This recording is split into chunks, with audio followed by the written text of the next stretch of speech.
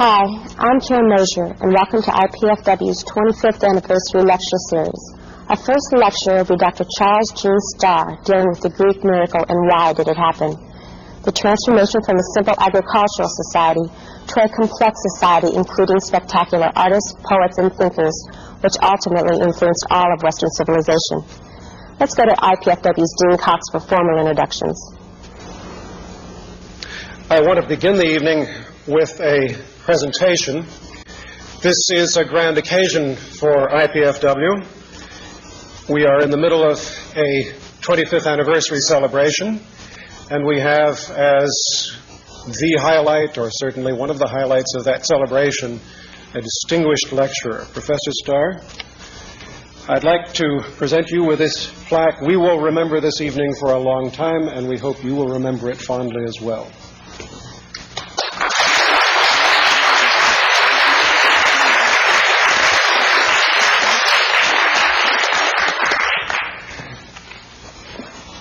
In a year when IPFW is celebrating its 25-year Odyssey, no speaker and no subject could be more appropriate than the ones we have tonight. Our subject is the deeply mysterious time and environment that produced the Odyssey, the Iliad, and Western civilization. How did the Greeks, not very numerous or wealthy, often harried by their neighbors and nearly always at odds with each other, how did they find it in themselves to spin the cultural threads that stretch unbroken to our own time? Our guide is the most distinguished of American classical historians, Chester G. Starr. Professor Starr is a native Missourian, earned undergraduate and master's degree from the University of Missouri, and did his doctoral work at Cornell. After a postdoctoral period at the American Academy in Rome, he joined the faculty of the University of Illinois. His academic career was almost immediately interrupted by military service, by the end of which he had become chief historian of the U.S. Fifth Army, and as a part of his responsibility, supervised the writing of the history of the American role in the Italian campaign. Returning to Illinois, he progressed to full professor with brief detours to chair the Division of Humanities and the History Department.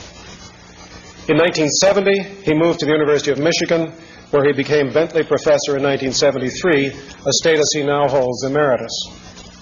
Professor Starr was the founding president of the Association of Ancient Historians. He is a fellow of the American Academy of Arts and Sciences, and he has twice held Guggenheim Fellowships.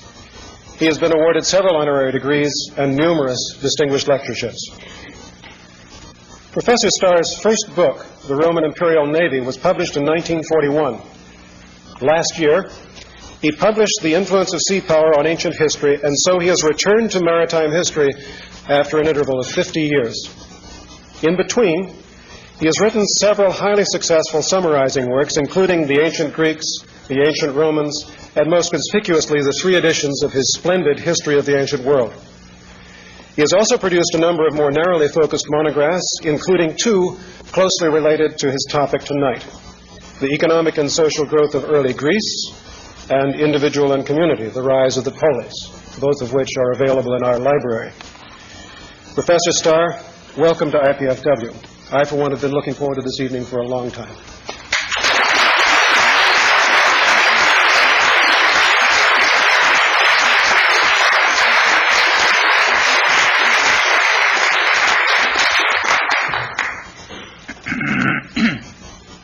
Over a fairly lengthy academic career, I have known a variety of deans, but however varied they may have been, they almost all shared one quality: very cautious statements. I think Dean Cox is to be commended for being bold and presenting me with this plaque before the lecture rather than afterwards. Thank you.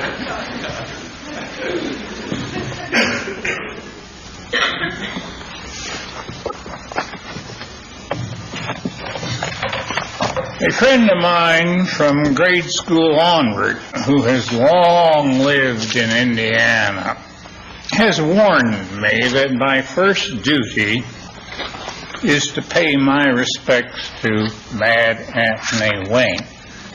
But with your permission, I shall leave his Indian wars to American specialists. Instead, let me invite you to travel farther afield to Arizona and there inspect a very different group of Indians, the Hohokam tribe. The reason for this apparently bizarre diversion will, I trust, shortly become apparent. During their heyday down into the 14th century after Christ, the Hohokam Indians constructed remarkable ceremonial and living centers out of adobe, impressive remains of which can still be seen northeast of Tucson. Their advanced economic and social structure was supported by the most extensive system of irrigation canals yet developed in North America. And then, in the 14th century, their society disintegrated into the feeble remains of Papago and other local tribes. The reasons for the decline are utterly obscure. I myself am inclined to think that when two Hohokams met, they had to greet each other with repeated ho-hos, and their way of life dissolved in gales of laughter. The interesting point is that their progress proceeded so far and no further. At their height, they surpassed the natives of the Aegean in the Dark Ages before 700 B.C.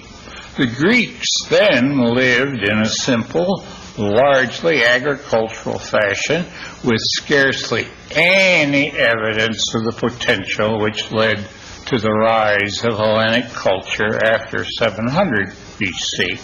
Until recently, indeed, one could confidently assert that in the Dark Ages, Greece produced absolutely no structure of any pretensions to equal those of the Hohokam Indians. But it is dangerous to be so categorical. Some years ago, English archaeologists uncovered on the island of Euboea off the Greek coast a 10th century building erected as a shrine for a local chieftain in which his chariot was buried. Still, the Dark Ages were not only dark, but also devoid of any testimony to artistic, political, or other capabilities. Then matters changed with great speed. History is often compared to a river, but rivers do not always flow placidly in broad curves, especially in their headwaters. So, in the 8th century B.C., every aspect of Greek life began the magnificent alterations which led straight on to the impressive classical age of Phidias, Socrates, Aeschylus, and a host of other artists and thinkers who have influenced Western civilization ever since. In the broadest outlines, one may trace the political, aesthetic, philosophical, and many other views, all Greek words incidentally, which animate this university and modern America as a whole back to sources in modern Western Europe, and thence through earlier centuries across the Middle Ages to Rome, and from Rome to Greece, but no further. Here first arose and were elaborated political and ethical values which we take for granted. The emphasis on logical approaches to problems in our more rational moments. The aesthetic principles by which we have judged artistic creativity, at least until recent years. Western civilization first began to be visible in the Aegean world in the 8th century B.C. How do we know that the fundamental values and beliefs of the Hellenic outlook were coming into focus at this point. Valuable testimony is provided by the final consolidation of the Homeric epics, the Iliad and the Odyssey, after centuries of oral recitation and embellishment. To this end, the appearance of the Greek alphabet at the same time was of great value in permitting men to write down definitive texts of the epics. The Greeks were not averse to borrowing from the Near East, as I shall note more fully later, and the source for the alphabet lies in Semitic lands. But the Greeks made the loan a far more supple, easily learned script by adding vowels, including some which the Etruscans and Romans later stripped off, and so made spelling problems more difficult ever since. It should be emphasized that the new alphabet was not developed for business purposes. Greek contracts remained essentially oral, but it was marvelously adapted to the preservation of epic poetry in the hexameter meter and thereafter the far more complicated meters of Sappho and other great poets. The rival heroes in the Iliad taunt each other before their duels in childish fashion like boys sparring on a playfield. But the poem has a far deeper significance than simply a dispassionate tale of war and death. Its poet announces in the first line that his is a tale of anger, the wrath of Achilles at being deprived of Briseis, his booty, in a raid. But the essential thrust of the epic is to prove that anger does not pay. Achilles' friend Patroclus donned his armor and is killed by Trojan Hector. After Achilles avenges Patroclus and desecrates the body of Hector, he must, in the end, yield the corpse to the entreaties of the Trojan king and father Priam for its proper burial. Anger brings retribution from the gods. Due moderation is better in all things. A lasting ethical belief which echoed down the centuries of Greek civilization until it was explored in the great Athenian tragedies. The Odyssey is generally and rightly considered a lesser work than the Iliad, both in its poetic character and in the vagaries of the plot, which shifts among the trials of Odysseus, the search of Telemachus for his father, and the patience of Penelope weaving and reweaving her tapestry on the island of Ithaca. Yet it, too, like some minor epics long lost, comes out of the same background and reaches at time a high point of excitement. Women appear only incidentally in the Iliad. They have so much larger a role in the Odyssey that an English scholar seriously suggested that it was written by a woman. Modern Homeric scholarship is one of the most astounding creations of the human mind. The epics, great as they are, do not stand alone as evidence that the evolution of Greek civilization was well underway before 700 B.C. Greek mythology, for example, was certainly inherited from earlier times, but now began to be visible in Homeric references and the first artistic illustrations. Many peoples of the world have created stories about gods and heroes, and their tales, whether coming from India, Greece, or Scandinavia, often have the same basic plot or theme. The most influential mythology of Western civilization, however, has been that created by the Greeks.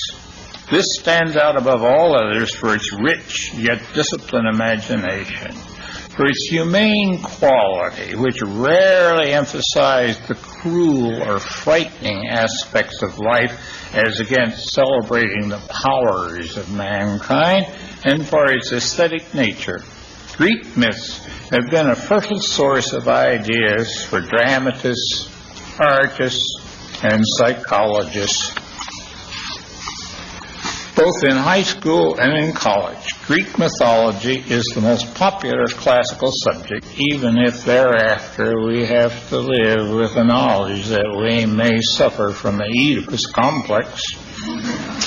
One final line of evidence for the outburst, which began in the 8th century, is provided by a variety of physical testimony, all the more important because there can be no question that it is contemporary.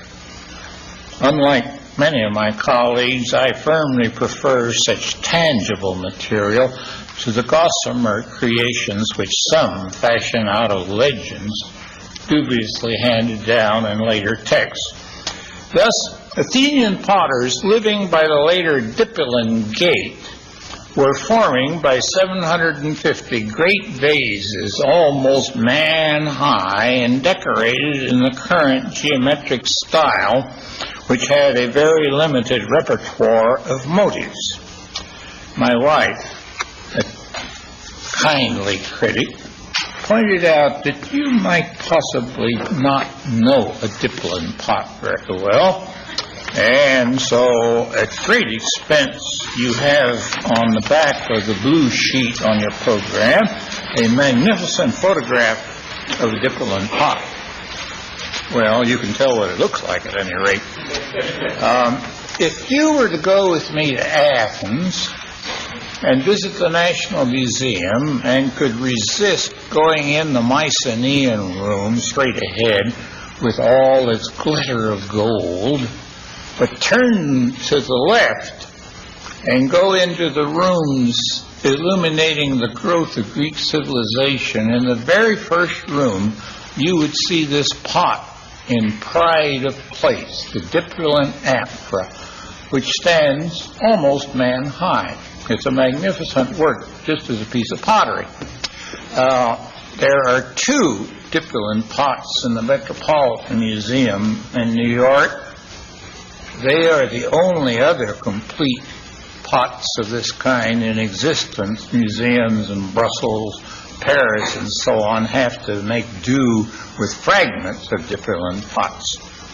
But to return, just as Homer, who had at his disposal only 16 possible variants of the hexameter line, spun out of this matrix a varied poetic tissue, so too Dipylon potters could build masterpieces which exhibit, as I've noted elsewhere, a synthesis of clearly defined parts which has a dynamic quality. The top, the body of the vase, and then the base proper. A deliberate simplification of form and decoration into a structure capable of infinite variation, and emphasis on rational principles of harmony and proportion, as the Western world has understood these principles ever since, a sense of order in which the imagination is harnessed by the powers of the mind. Artists were also fashioning in wood, clay, ivory, and bronze figurines, still small, but pregnant with possibilities for the emergence of large-scale sculpture in the next century. Temples likewise appeared, though so far only of wood on a stone foundation. Structures made entirely of stone were erected only in the middle of the 7th century. The way was open, and with remarkable speed, great Greek poets, artists, and thinkers were to elaborate an ever more complex intellectual structure across the 7th and 6th centuries, an era commonly called the Archaic period, into the developed triumphs of classical Greece between 500 and 300 BC. If you want a road map chronologically, the reverse of the Dipylon pot has got a breakdown of the major chronological stages of Greek civilization. And then, under 5th century and 4th century, a brief listing of the amazing creations that the Greeks were capable of in 200 years. So far, my intent has been a cunning one to persuade those of you who may be skeptics or perhaps not fully at home in Greek civilization that it is indeed the fountainhead of Western culture, not in the usual fashion of celebrating the glories of classical Hellas, but by illuminating the first major evidence that it was far to outstrip the Hohokam Indians. After all, I've lived almost 4 decades in the early Greek world and have found it ever challenging and amazing. My major purpose this evening, however, is rather different and can be summed up in the question, why did all this take place? Historians these days tend to duck such problems, which lead them into weighty philosophical issues involved in causation. They prefer instead to concentrate, after the model of Brodel and his famous French school, on factual analyses with as many statistics as can be assembled.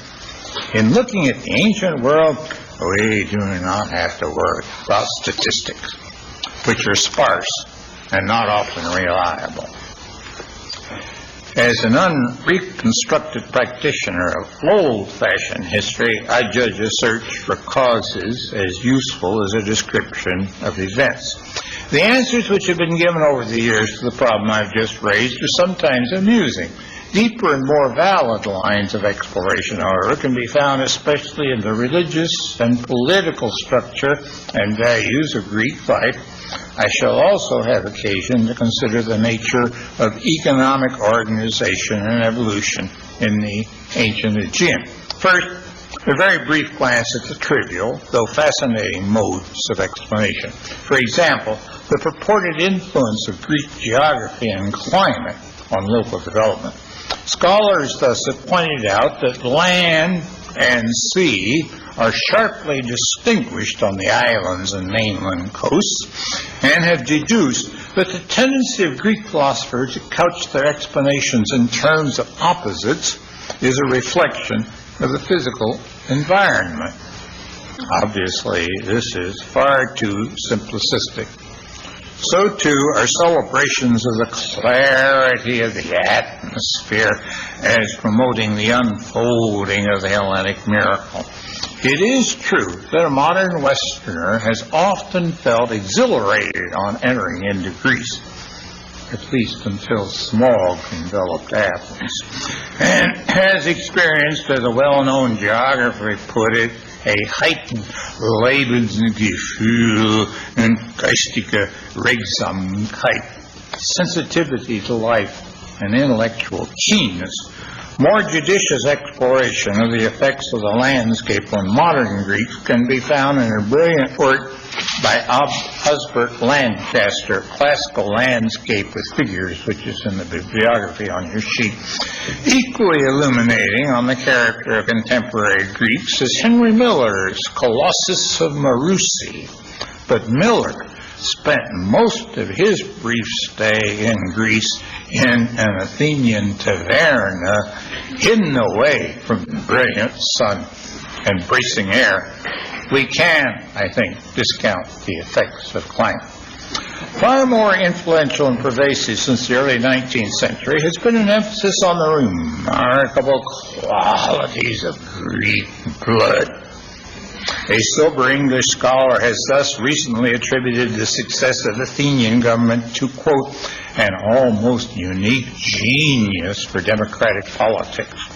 More generally, if Greeks were great as artists and thinkers, it was because they had inherited their abilities. A rather well-known 20th century figure liked to talk about this at dinner, and even felt that his fellow Germans were direct heirs both of Athens and of Sparta, Adolf Hitler. But even reputable historians have given allegiance to the belief that Greek blood could work miracles. It still appears, for instance, in the new edition of the Cambridge Ancient History, a standard survey of current knowledge.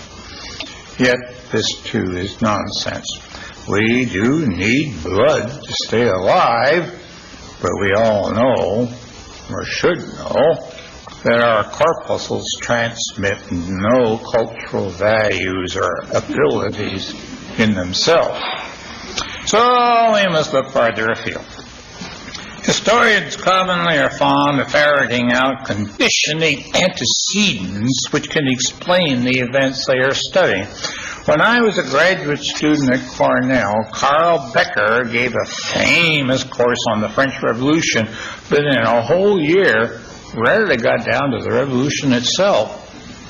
Thus, it is not surprising that there is a common assumption that the advanced civilizations of the Near East, centered in Mesopotamia and Egypt, provided the ideas and models which could inspire Greek imitation. By the 8th century, it is true, materials such as ivory and artistic motives like the row of grazing deer on Vipulin base made their way from the Levant to Greece. So too did ideas, such as the alphabet, and at least one mythical tale involving the castration of Uranus, a barbarous exception to the generally serene character of Greek mythology. But the assertion, which has been made, that the Homeric epics reflect the Mesopotamian tale of Gilgamesh passes all belief.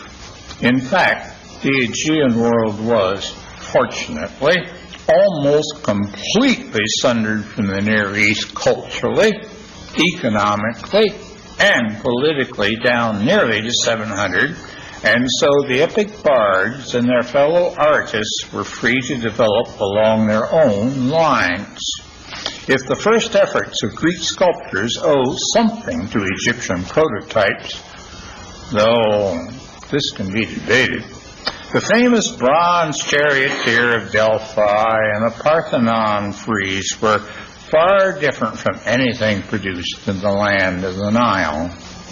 The Greeks fashioned an essentially new outlook on life, which they spread widely through colonization over almost every shore of the Mediterranean, and it was this model which was to have decisive effects in Rome and many other areas.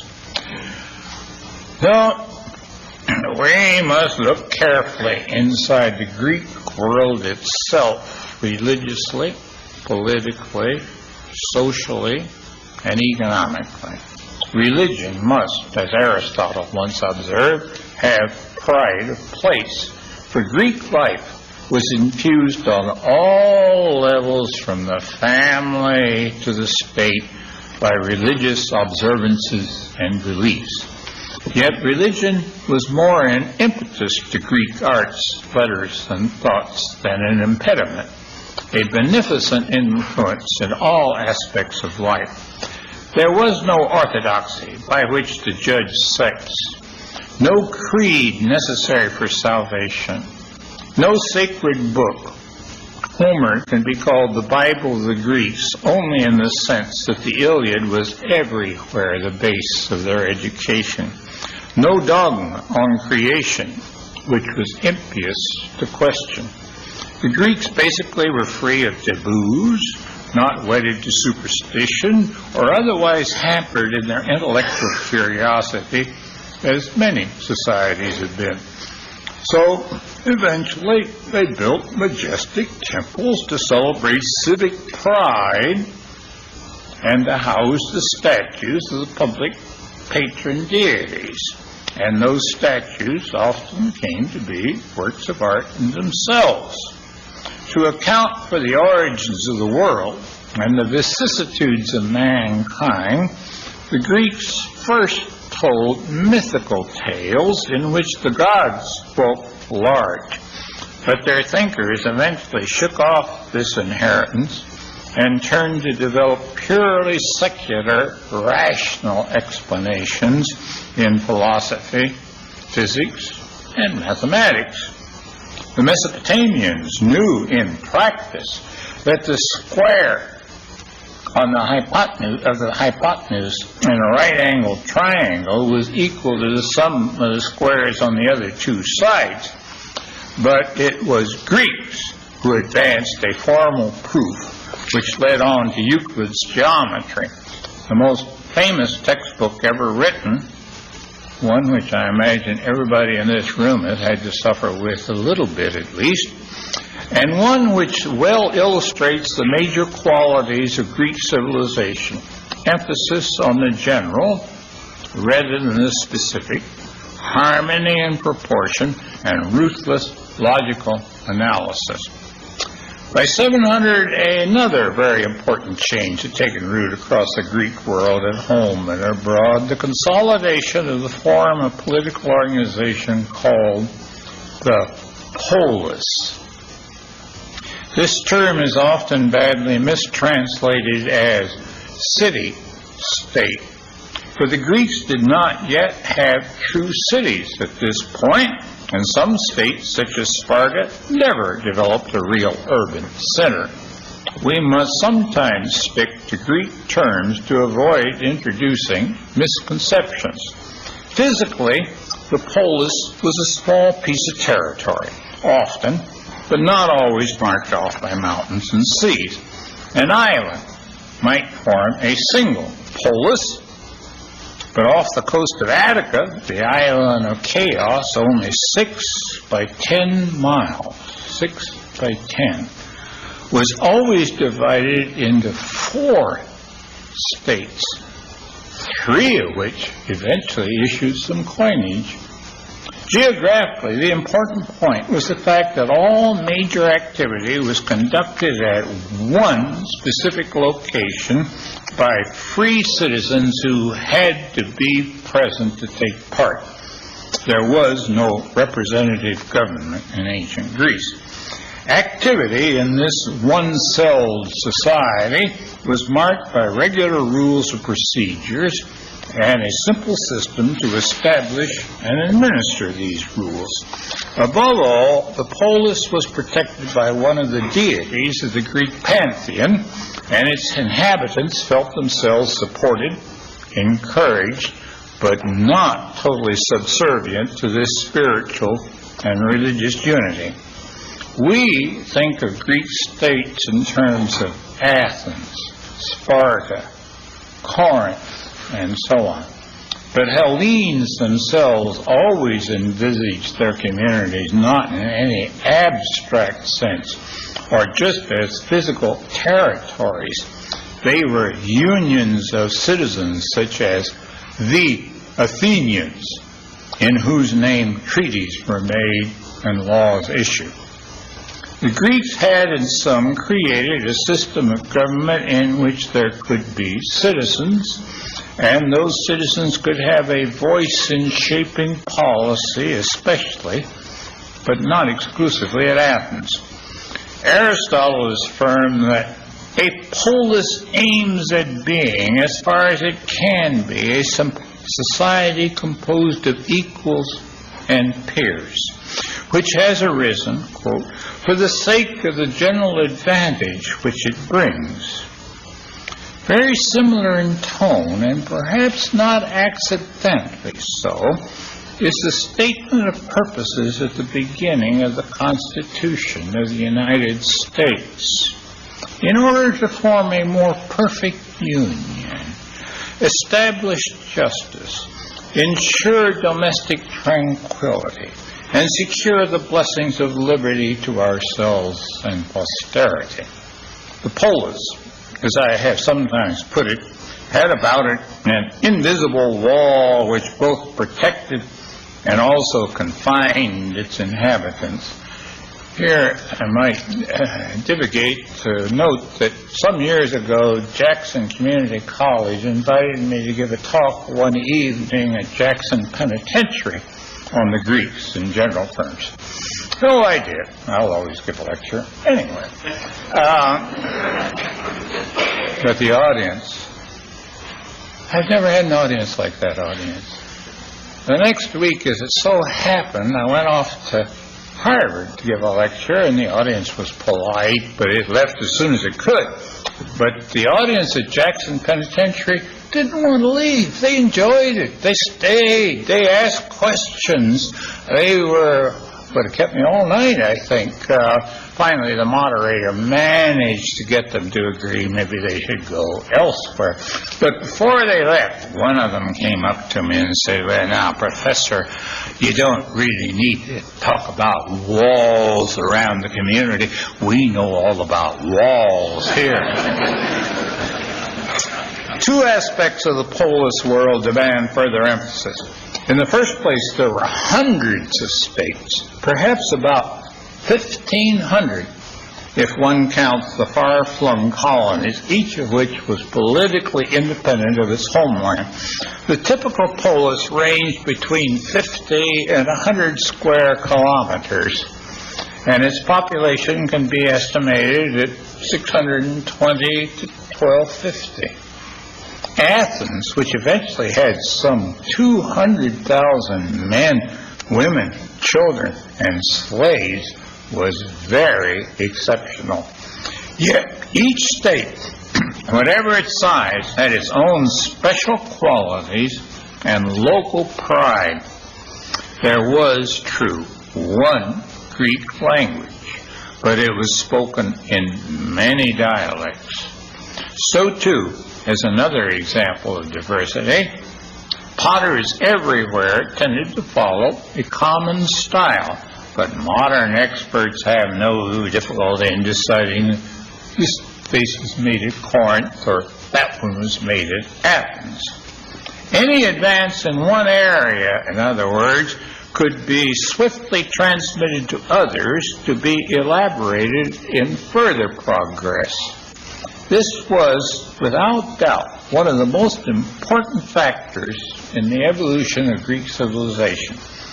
A fascinating parallel can be found in the American university world, one element of which we are commemorating this fall. There are hundreds of universities in the United States, all staffed in very much the same fashion with colleges and departments for various disciplines, but each institution has its own particular character. What happens at Indiana, Purdue universities, and Fort Wayne thus can be easily picked up by other schools, and there may have an unexpectedly wide influence. Secondly, there is a dark side to Greek political history, which once led a professor of French to write a violent attack on the eulogies of Hellenic culture. Not that I have found French history all that noble. Internal dissensions, that is to say, and external conflicts could produce inhumane, brutal results almost beyond conception. Thucydides grimly describes the mutual murder of conservatives and radicals on the island of Corcyra, the modern Corfu, early in the Peloponnesian War, and observes that this was only the beginning of such disasters. Later, in the 4th century, we hear of a mob at a state called Argos, which bludgeoned to death over 1,000 the upper classes. Plato scarcely exaggerates also in asserting that, quote, every state is in a natural state of war with every other, not indeed proclaimed by heralds, but everlasting. For bloody altercations were endemic in Greece among both major and minor states. If hostilities proceeded as far as a siege, the defeated side could be treated ruthlessly. Men were executed. They were pretty useless. And women and children sold into slavery. How else could one secure profit from one's victory? Considering that Athens was at war more often than not across the 5th century, it is amazing that its citizens could support the great cultural achievements of the age, for they bore the brunt of battle by land if they were rich enough to afford the armor of the infantrymen, the hoplite, or by sea if a member of the lower classes tugging an oar in a galley. Yet warfare, must be accounted a mirror image of that basic devotion to the polis which gave its citizens that spiritual support necessary for the great strides of Greek civilization. One last ingredient in Greek history needs brief comment, though modern historians might be surprised that economic matters take so minor a place in my tale. Dedication to the study of ancient life, if I may offer a justification, often leads one to look at the motive forces in human development rather differently. Obviously, there was no Protestant ethic in antiquity, but indeed, one can scarcely find a bourgeoisie consciously intent upon profit. The Greeks did not disdain material success, but they did not easily find it via industry and commerce, and certainly not in agriculture. Yet farming was the main activity for all ancient societies, which was carried out across the annual round of seasons in ways which changed only slowly, if at all. The rapid economic alterations which we expect in modern times and to which we may attribute significant political and social consequences simply could not have occurred in the ancient Mediterranean. The peasants who upheld Near Eastern societies did provide a surplus from the irrigated lands of Mesopotamia and Egypt, which could be marshaled for the pomp and wealth of kings, priests, and potentates. On the rocky hillsides and small plains of Greek lands, economic life was necessarily much simpler and led to far smaller revenues. There were in almost all areas only small landlords. The largest estate known at Athens was in the range of 30 hectares. We're getting to be pretty European these days, about 75 acres. These men could not afford the gold and silver vessels of Asiatic nobles, but only clay drinking cups and the like. Though these vases are so magnificently painted that they can fetch today over $1 million in the antiquities market. Poverty, as an exiled Spartan king told the great Persian monarch Xerxes, has been our companion since childhood, not grinding penury, but rather the necessity for most men to labor with their own hands and their own backs. Only a few aristocrats could enjoy a life of physical leisure in Greece. But these were the men, unlike many modern aristocrats, who often devoted themselves to philosophical meditation and literary achievements, the fruits of which has stamped Western thought ever since. Perhaps we've gone far enough in our search. After all, miracles are not easily explained. Yet the religious, social, political, and economic qualities of Greek life do help to illuminate its progress from the legendary travels of the wily Odysseus on to the building of the Parthenon, the most polished and expensive temple ever erected in the Hellenic world. Just as Odysseus could boldly face his trials and mishaps, so too the later Greeks rose above the disasters of war and their own personal troubles. The great poet Pindar summed up their outlook in glowing lines. And Gary Blumenschein ought to be able to quote this from memory. He's heard it so often. A changeable creature, such as man, a shadow in a dream. Yet, when God-given splendor visits him, a bright radiance plays over him, and how sweet is life.